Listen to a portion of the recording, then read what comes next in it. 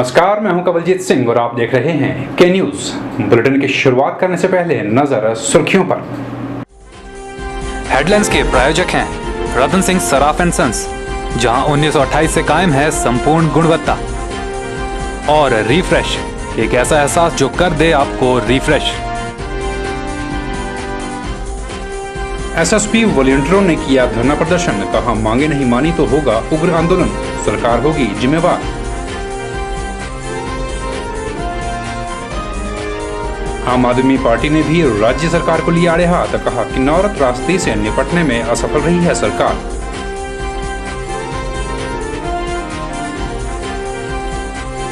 सिरमौर प्राथमिक पाठशाला में चल रहे सेक्स रैकेट मामले में पुलिस ने की कार्रवाई तेज, शिक्षक सहित एक महिला गिरफ्तार।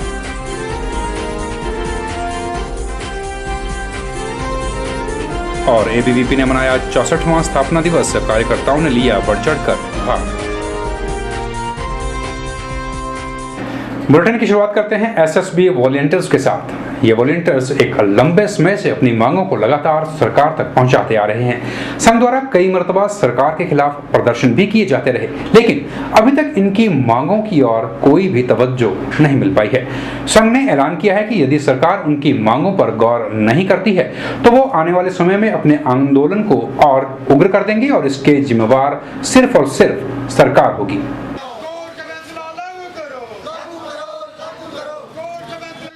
एसएसबी वॉलंटियर्स केंद्र और राज्य सरकार के खिलाफ अपना विरोध जता रहे हैं, क्योंकि सरकार इनकी मांगों की ओर कोई तवज्जो नहीं दे रही। एसएसबी वॉलंटियर्स का कहना है कि सरकार उनके साथ शुरू से ही अन्याय की नीति अपना रही है, तो वह अपना आंदोलन और उग्र करेंगे। हम इस संघर्ष को लेकर केंद्र सरकार से एवं राज्य सरकार से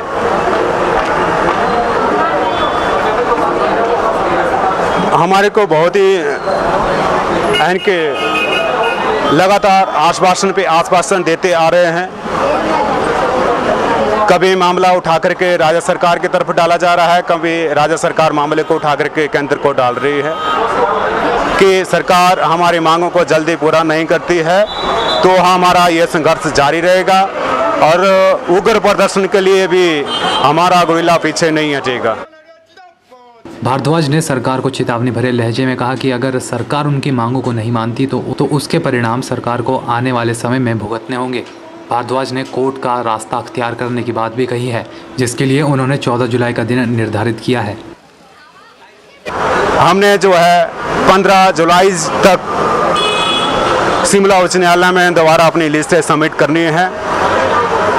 सारे वॉलंटियर अपने सर्कल में जाकर फाइनल जो सूची हमने तैयार कर रखी है, सर्कलों ने तैयार कर रखी है, उसमें अपने अपने सिग्नेचर उस फाइनल सूची में करें और वहाँ से हाई कोर्ट के माध्यम से हमारी जो लिस्ट जो है तो दोबारा जो है तो हमने जो है तो लिस्टें जो है तो डीजी एसएसबी को सौंपनी है।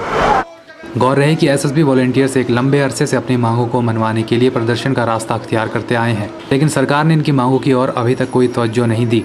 देखना होगा कि संघ का अगला कदम क्या होगा।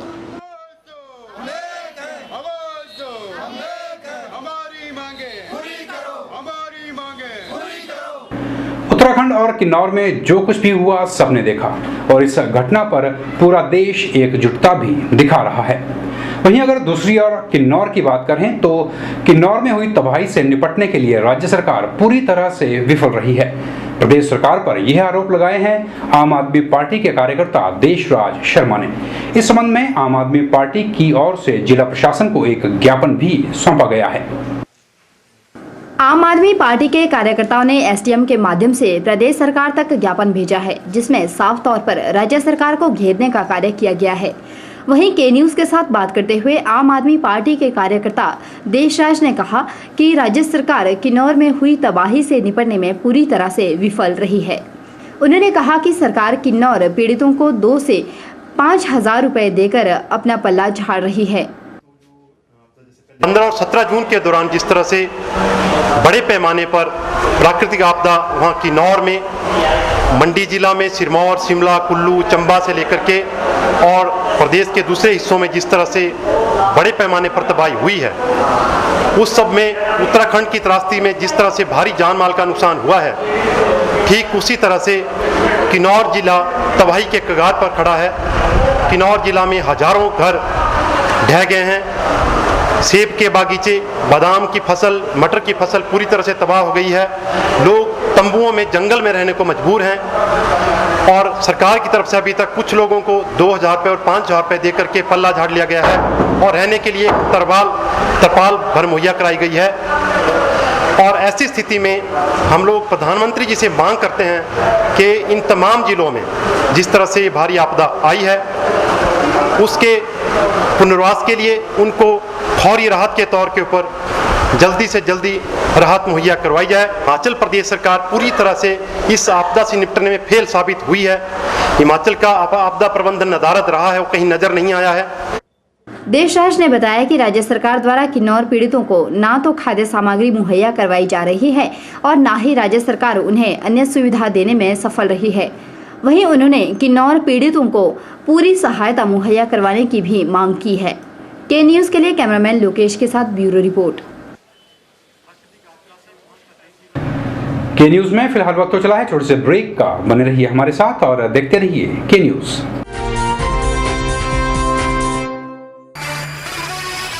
उन्नीस से आपकी सेवा में रतन सिंह सर्राफ एंड सन्स, आभूषणों के निर्माता व विक्रेता। यहाँ पर आपको मिलते हैं खुद द्वारा तैयार किए गए संपूर्ण गुणवत्ता वाले आभूषण। रतन सिंह सर्राफ में पूरी विश्वसनीयता के साथ बनाए जाते हैं स्थानीय व हिमाचली आभूषण। साथ ही यहाँ ब्रांडेड ज्वेलरी भी उपलब्ध है, जैसे अस्मी डायमंड, दिया डायमंड और रिवाज गोल्ड। अस्मी डायमंड पर पाइए 20% तक की छूट। आभूषणों से संबंधित अधिक जानकारी और बेहतर खरीदारी के लिए आज ही संपर्क करें। रतन सिंह सर्राफ एंड सन्स, मोती बाजार, मंडी, हिमाचल प्रदेश।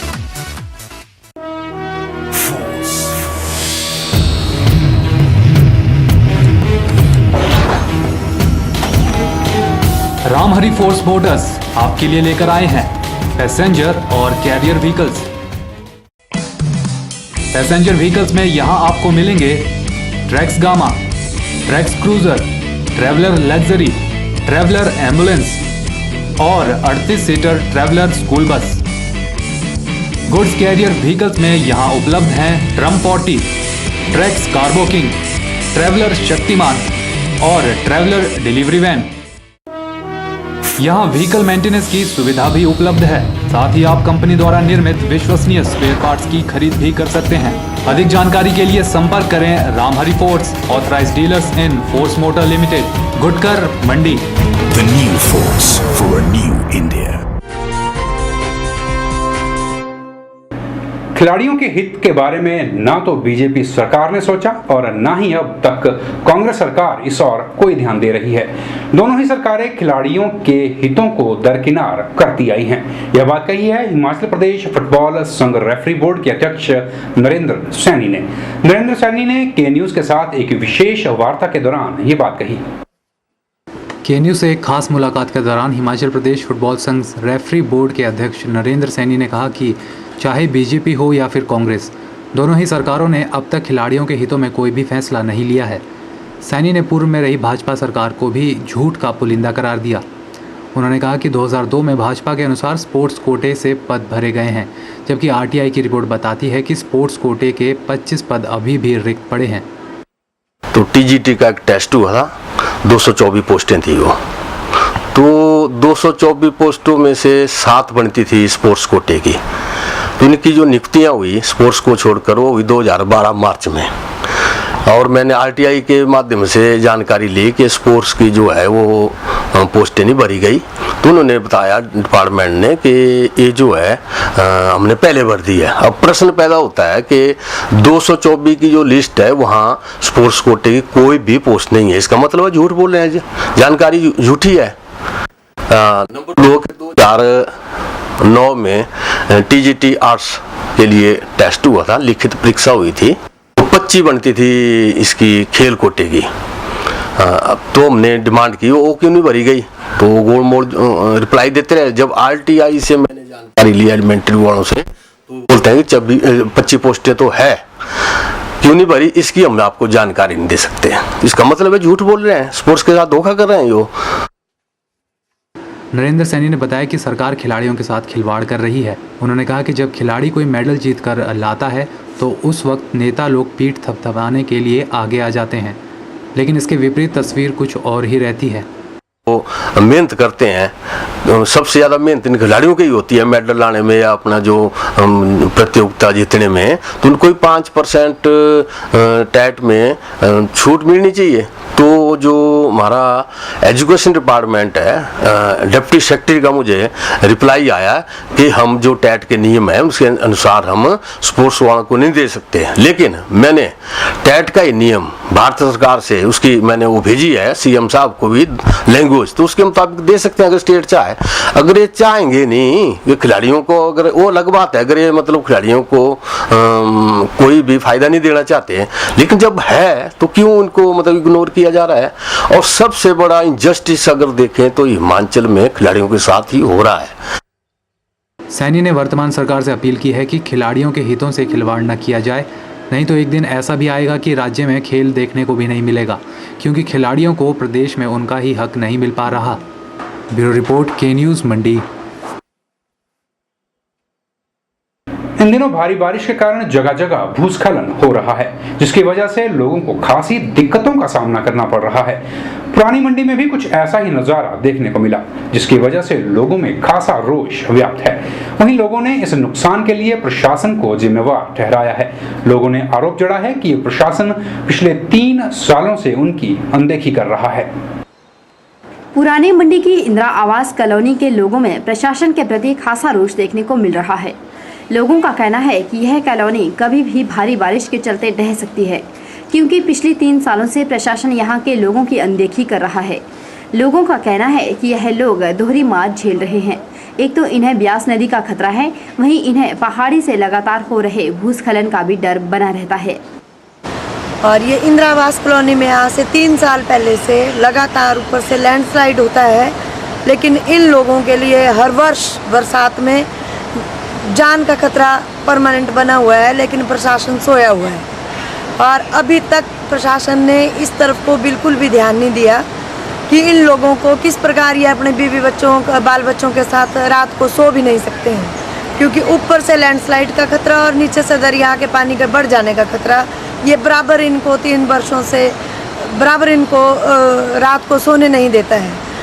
मैं प्रशासन से गुहार करना चाहती हूँ कि इन लोगों के लिए जल्दी से जल्दी या तो इनको पूरी बरसात के लिए शिफ्ट कर दिया जाए और भविष्य के लिए इनको कहीं दूसरे स्थान में शिफ्ट करके इनके लिए घरों का प्रबंध किया जाए।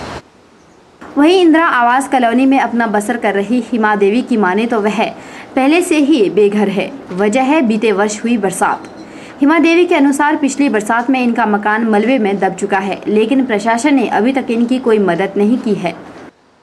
प्रशासन से हमारी यही गुजारिश है कि हमें कहीं सुरक्षित जगह पर जगह दी जाए, या और हमें वही बरसात के मौसम में कहीं भाई रात को रहने के लिए कोई ठिकाना मिल सके। कितनी मुश्किल आती है आपको आजकल, जैसे जितनी बारिश होती है? बारिश के लिए तो हमें दरिया भी नज़दीक ही है, हमारा नीचे से दरिया है, ऊपर से लाशें गिर रहे हैं, हमें तो हम बीच मझधार में अटके हुए हैं। ये पेंडा कोई नहीं है, ना तो रास्ता है ना लाइटें हैं, यहाँ कुछ भी नहीं है हमारे सुविधा के लिए। यहाँ तो 2 सालें हो गई जो जैसे हमारे पहले लाशें गिरे थे 2 साल पहले, अभी तक मेरा मकान बिल्कुल उन दंगों में धंसा हुआ है, ना बनाने के योग्य रहा है, ना कुछ, ना मेरी प्रशासन में ने कोई भी सहायता भी नहीं की है अभी तक। ऐसा ही हाल शविंदर कौर का है। इनके मुताबिक जहां इन्हें प्रशासन से कई शिकायतें हैं, वहीं वह दिन रात खौफ के साए में जीती हैं। 3 साल हो गया मकान साडे गिरिया नूं, ते साडी अजे तक कोई सुनाई नहीं हुई है। जे कोई सुनाई हो भी तो उन्हें 4 दिन वास्ते सब स्कूले बिठा देना, फिर दोबारा जो दरिया नीचे आ जाना, फिर आखना चलो उत्थे करंट चलो। 3 बार मेरा समान सारा हड़ चुका। मैं गरीब जनानी कहाँ से बनाना बार-बार। अजकल तो एक जमाने में ककौली नहीं खरीदी जाती है। असं आख्या कोई सुनाई नहीं, साड़ी प्रधान साडा तो साडे हाल देखदा भी नहीं आके। हुण अज पूरी 3 रात हो गई, यही नींदर च सौ के नहीं देखा। लोगों ने प्रशासन से मांग की है कि जब तक बरसात का मौसम खत्म नहीं हो जाता तब तक यहाँ के लोगों को कहीं सुरक्षित स्थान मुहैया करवाया जाए ताकि यहाँ के बाशिंदे सुकून भरे 2 पल जी सके। के न्यूज़ के लिए कैमरामैन लोकेश के साथ ब्यूरो रिपोर्ट। के न्यूज़ में एक बार फिर वक्त तो चला है छोटे से ब्रेक का, देखते रहिए के न्यूज़। ताजे फल, रसीले फल, मीठे फल, देसी फल और विदेशी फल, इन फ्रूट्स को देखकर ही मुंह में पानी आ जाए। अगर पानी आ गया तो फिर इनका स्वाद भी चख लीजिए। बात चाहे देसी फलों की हो या फिर विदेशी फलों की, अब आपको कहीं जाने की जरूरत नहीं, क्योंकि मंडी शहर में खुल चुकी है फ्रूट्स गैलरी, जहां आपको ताजे, रसीले, देसी और विदेशी फल बाजार से सस्ते दामों पर मिलेंगे। फलों की खरीदारी के लिए आज ही पहुंचे अरोड़ा फ्रूट गैलरी, नजदीक गांधी चौक, मंडी, हिमाचल प्रदेश। मोबाइल 9418080906। हिमाचल का सबसे पहला प्रयास, जिस पर है जन जन की आस, क्योंकि मेरे पास है न खबर खास, जो आती है हर शख्स को रस, जो हमने कही बन गई खबर, और यहाँ होता है हर खबर का असर। हमारे साथ है विश्वास की ताकत, क्योंकि यहाँ होती है सिर्फ और सिर्फ सच की वकालत। आपका विश्वास आप तक, क्योंकि ये है के न्यूज़। के न्यूज़, के न्यूज़, सबसे पहले।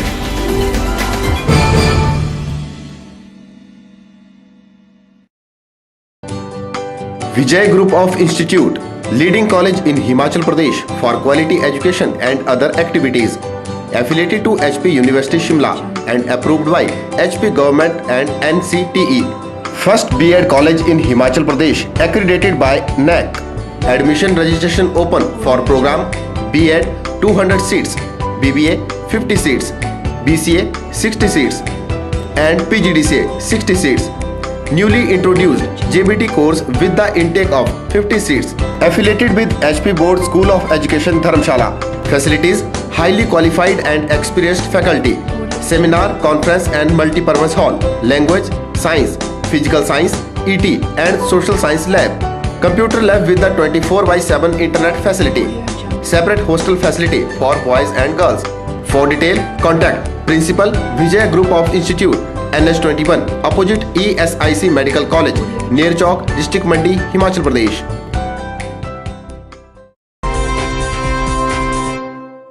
सराज घाटी के बायला पुल को टूटे हुए 2 साल होने को आए हैं, लेकिन इस पुल की ओर कोई भी ध्यान देने वाला नजर नहीं आ रहा। आपको बता दें कि बायला पुल 2011 में बाखली खड्ड की भेंट चढ़ गया था, जिसकी वजह से लोगों को अपनी जान हथेली पर रखकर यहां बने अस्थायी पुल को पार करना पड़ता है, जबकि बाखली खड्ड अपने पूरे उफान पर है। ऐसे में प्रशासन द्वारा सराज घाटी के लोगों की ओर कोई भी सुध नहीं ली जा रही। सराज घाटी के जंजहली में निर्मित बायला पुल 2 साल पहले बाखली खड्ड की भेंट चढ़ चुका है, लेकिन आज दिन तक इस पुल की किसी ने कोई सुध नहीं ली है। आपको बता दें कि बायला भेखली गुसैनी को जोड़ने वाला यह मुख्य पुल 2011 में बाखली खड्ड की भेंट चढ़ गया था, जिसके कारण लोगों को अस्थायी पुल पर से जान हथेली पर लेकर गुजरना पड़ता था, जबकि बाखली नदी इन दिनों उफान पर है और अस्थायी पुल के ऊपर से भी पानी गुजरने लगता है। ऐसे हालत में लोग कैसे पुल को पार करते होंगे, इसे आप सहज ही देखकर अंदाज़ा लगा सकते हैं। यह पुल इतना नाजुक है कि कभी भी बह सकता है। ज़्यादा परेशानी तो स्कूल जाने वाले बच्चों और बुजुर्गों को हो रही है। लोगों ने सरकार और प्रशासन से कई बार गुहार लगाई, लेकिन सरकार ने उनकी एक भी ना सुनी। हमारा पुल बना है 3 साल से गिरा पड़ा है, इसके लिए गवर्नमेंट की तरफ से हम कोई भी ध्यान नहीं दिया जा रहा है। हमने बार बार इसकी मांग की कि इसे बनवाया जाए, सही ढंग से किया जाए। यहाँ से आने जाने का रास्ता है, बच्चे आते हैं, बूढ़े आते हैं, कोई भी किसी भी आदमी का यहाँ गौर नहीं है, ना कोई प्रशासन का आदमी, और हमें बड़ी मुश्किल से इस पुल पे चढ़ना पड़ता है, आना पड़ता है। तो हमारी यही गुजारिश है प्रशासन से कि हमारी मांग को जल्द से जल्द सुना जाए। लोगों ने बताया कि वह 2011 से सरकार से अनुरोध करते आए हैं कि पुल का निर्माण जल्द से जल्द करवाया जाए, लेकिन सरकार और प्रशासन इसके निर्माण के प्रति बिल्कुल उदासीन रवैया अपनाए हुए हैं। कई 2 साल इसको टूटे हुए हो गए, लेकिन 2 साल से नहीं बन रहा है। टेम्परेरी पुल बनाया हुआ है और उसमें बच्चों को दिक्कत है। आजकल बरसात में पानी ज़्यादा आ रहा है, माँ बाप उनको बच्चों को छोड़ने आते हैं। हमारा सरकार से निवेदन है इसको जल्दी बनाया जाए। और दूसरा, ये पुल मेन लोगों को राशन पानी बेला व्यक्ति ले जाता है, लेकिन नहीं जा पा रहा है। जो दूसरा लिंक रहना वहाँ खड्ड आती है, वहाँ पुल नहीं लगा हुआ है, इसलिए लोगों को अपना राशन लाने में दिक्कत है। बेला रेस्ट हाउस का बड़ा अच्छा रेस्ट हाउस है, अच्छी जगह पर बना है, लेकिन प्रोटोकॉल गाड़ी नहीं जाने की वजह से वहाँ लोग जाते नहीं, रुकते नहीं है। इसलिए हमारा सरकार से निवेदन है कि इस पुल को जल्दी से बनाया जाए। वो 2011 में फ्लड के आने से गिर गया था। प्रयास किए, जिला परिषद के माध्यम से हमने नरेगा में इसका 25 लाख का शेल्फ डाला, शेल्फ अप्रूव भी हो गया था, उसका एस्टीमेट भी तैयार कर दिया गया था। लेकिन जैसे ही गवर्नमेंट चेंज हुई, गवर्नमेंट ने जितने भी जो पुराने शेल्फ थे सारे के सारे रद्द कर दिए, जिस कारण इसका काम शुरू नहीं कर पाए। दूसरी एक चीज़ इसमें और समस्या आ रही थी कि जो ये मनरेगा का जो हमारा शेड्यूल होता है पुल बनाने के लिए काफ़ी नहीं बनता, क्योंकि इसमें जो रेशो होता है लेबर को लेकर 60-40 रहता है, इसको मेंटेन रखना पड़ता है। तो पुल बनाने में मटेरियल ज़्यादा खर्च होता है, लेबर कम होती है। तो इस वजह से हमें काफ़ी परेशानी का सामना करना पड़ा। हमने गवर्नमेंट से मांग भी की थी कि इसके लिए, क्योंकि बहुत बड़ा ब्रिज है, उनकी मांग भी है जो पुल है वो कम से कम जीपेबल हो, ताकि वहाँ लोगों को खासकर जो उनकी नकदी फसलें हैं उनको लाने और ले जाने में आसानी हो। जो हमारे पुल की समस्या है इसके लिए समाधान के लिए कुछ न कुछ करें। जहाँ तक हमारे पंचायत की बात है, हम हमारे से जो भी सहयोग हो सकता है हम करने को पूर्ण तैयार। बताया जा रहा है कि इस पुल के टूट जाने के चलते लोगों को खासी दिक्कतों का सामना करना पड़ता है। लोगों ने सरकार पर आरोप जड़े हैं कि सरकार इस ओर कोई ध्यान नहीं देती। वहीं उन्होंने प्रशासन को भी सवालों के घेरे में लाकर खड़ा किया है। अब सवाल उठता है कि आखिर कब जागेगी सरकार और कब टूटेगी प्रशासन की कुंभकर्णी नींद। के न्यूज़ के लिए सरहद से KR कौशल की रिपोर्ट। छात्र संगठन ABVP ने मंगलवार को जहां पूरे देश में अपना 64वां स्थापना दिवस मनाया, वहीं संगठन की मंडी इकाई द्वारा भी इस रोज एक कार्यक्रम आयोजित किया गया, जिसमें ABVP कार्यकर्ताओं ने बढ़ चढ़कर भाग लिया। इस दौरान वरिष्ठ कार्यकर्ताओं ने अपने संगठन की नीतियों से भी अवगत कराया। अखिल भारतीय विद्यार्थी परिषद को स्थापित हुए 64 साल हो गए हैं। संगठन के स्थापना दिवस के मौके पर ABVP की मंडी इकाई द्वारा एक कार्यक्रम का आयोजन किया गया। इस दौरान संगठन की मंडी इकाई के अध्यक्ष योगेश ठाकुर ने युवाओं को संगठन के साथ जुड़ने के लिए प्रेरित किया। विद्यार्थी परिषद का जो मेन मुद्दा है और मेन उद्देश्य है वो सिर्फ छात्र हित के लिए काम करना नहीं है, बल्कि छात्र हित और राष्ट्र हित के लिए कार्य करना साथ में है। विद्यार्थी परिषद की एक और सोच है, जीवन शिक्षा जीवन के लिए और जीवन देश के लिए। आप समझ गए होंगे कि मैं क्या कहना चाहता हूँ कि आज का जो युवा है काफ़ी सेल्फिश और काफ़ी मतलबी बनता जा रहा है, कि सभी सोचते हैं कि आज मेरे पास एक बंगला हो, मेरे पास गाड़ी हो या कुछ मेरे पास लग्जरी आइटमें हो, लेकिन देश की जो एक चकाचौंध में और ग्लैमर की एक चकाचौंध में सभी अपने देश की एक छवि को भूलते जा रहे हैं। पहले कहा जाता था कि भारत देश जो है एक सोने की चिड़िया होता था, लेकिन सोने की चिड़िया को मुगल और अंग्रेज लूट के चले गए। लेकिन विद्यार्थी परिषद ने फिर से ये जिम्मा उठाया है कि विद्यार्थी परिषद एक बार फिर से इस देश को सोने की चिड़िया तो बना पाएगी, ये कोशिश करेंगे, लेकिन सोने की चिड़िया नहीं बनाएगी तो जरूर इस देश में जो भ्रष्टाचार चल रहा है और जो बुरे काम चल रहे हैं उन कामों को यहाँ पे खत्म करके रहेगी। इस दौरान संगठन के सैकड़ों कार्यकर्ताओं ने अपनी उपस्थिति दर्ज करवाई।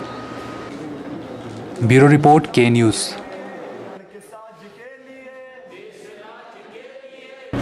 के न्यूज़ में खबरों का सिलसिला यूं ही जारी रहेगा। आप बने रहिए हमारे साथ और देखते रहिए के न्यूज़।